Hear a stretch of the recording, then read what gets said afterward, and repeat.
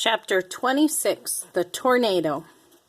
The weather forecast warned of possible tornadoes that day, but despite their scientific equipment, experts still couldn't predict exactly when or where a tornado would strike.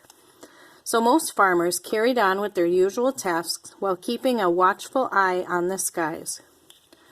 Roz was out in the fields, loading hay bales onto the flatbed truck as towering, puffy clouds rose up from the south. Raindrops lightly tapped against her body, and she thought nothing of it. The wind began to blow, and still the robot continued with her work. It wasn't until the first flash of lightning that Roz finally called it quits. She climbed onto the back of the truck, and it automatically rolled across the hayfield toward the driveway. The storm developed quickly. Dark clouds started swirling and bulging downward, lower and lower, like a giant twisting finger pointing at the countryside. A tornado was beginning to form. When the truck reached the driveway, Roz hollered, "Drive faster!" The engine revved, the tires kicked up gravel, and the robot held on tight. The funnel cloud continued stretching downward. It brushed the tree line, and leaves exploded into the air. Dust whirled around and around, rising higher with each spin. Then the tornado touched the ground. A siren sounded in the distance, but the tornado was growing noisier and angrier as it blew in from the fields, and the siren was quickly lost to the howling winds. The truck charged up the driveway and into the cluster of farm buildings. Roz looked ahead at the house and saw frightened faces in the windows.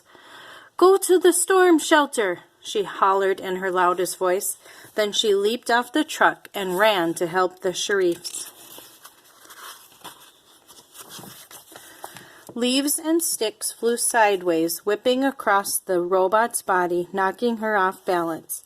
Behind her, the farm buildings rattled and groaned. The milking parlor was shaking violently. With a long, terrible screech, its entire roof peeled off and sailed away on the wind. Four blurry shapes appeared in the background.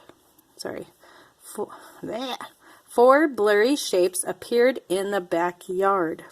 Mr. Sharif shielded his face and hobbled alongside the house toward the storm shelter. He threw open the door and waved everyone down the stairs. Oscar went first, then Jaya, but Jad was not moving. "Come on, Jad!" yelled his father.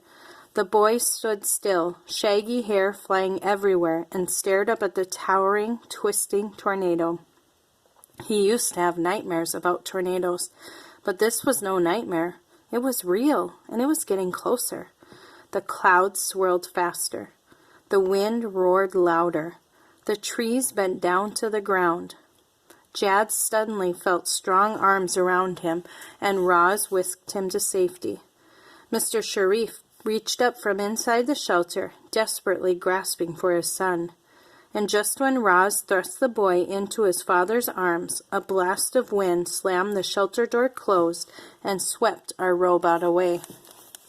At first, Roz didn't realize she was in the tornado.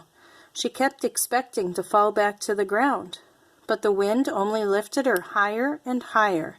She saw the treetops, the rooftops, the faraway fields. More of the countryside came into view with each spin around the funnel cloud. Our robot's survival instincts were blaring in her head, urging her to protect herself. But what could she do? The tornado was in control. The winds whirled her up and around, up and around.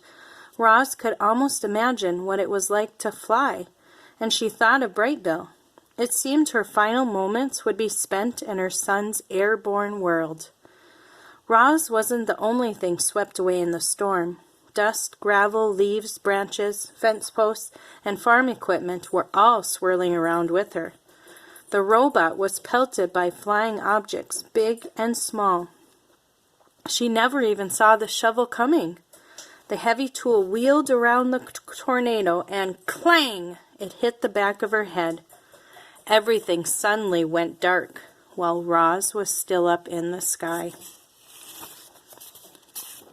Chapter 27, The Broken Robot. The Sharifs found their robot, powered off, lying in a ditch by the road.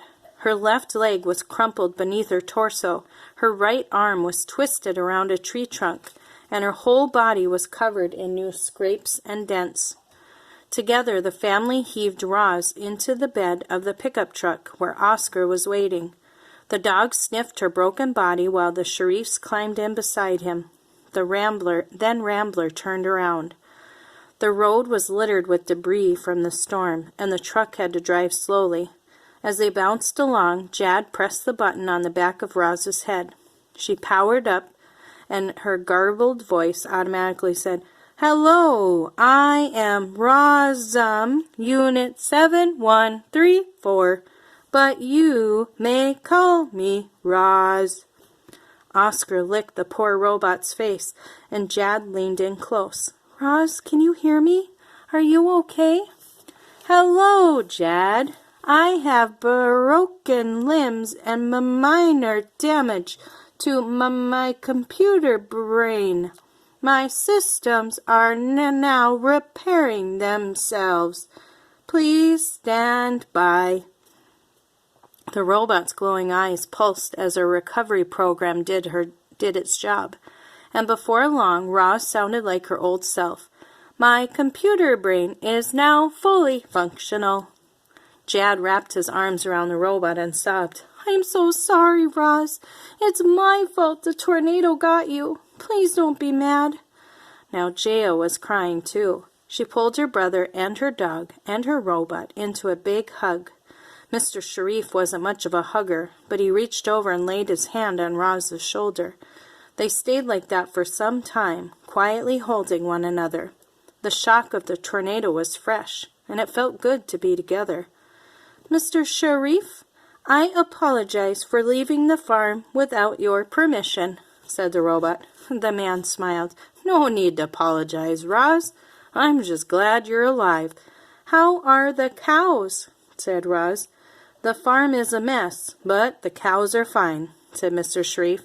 "We'll take you to the repair shop right now, and you'll be with the herd again soon." All right, I'm going to stop there. So next time will be Chapter 28, The Shop.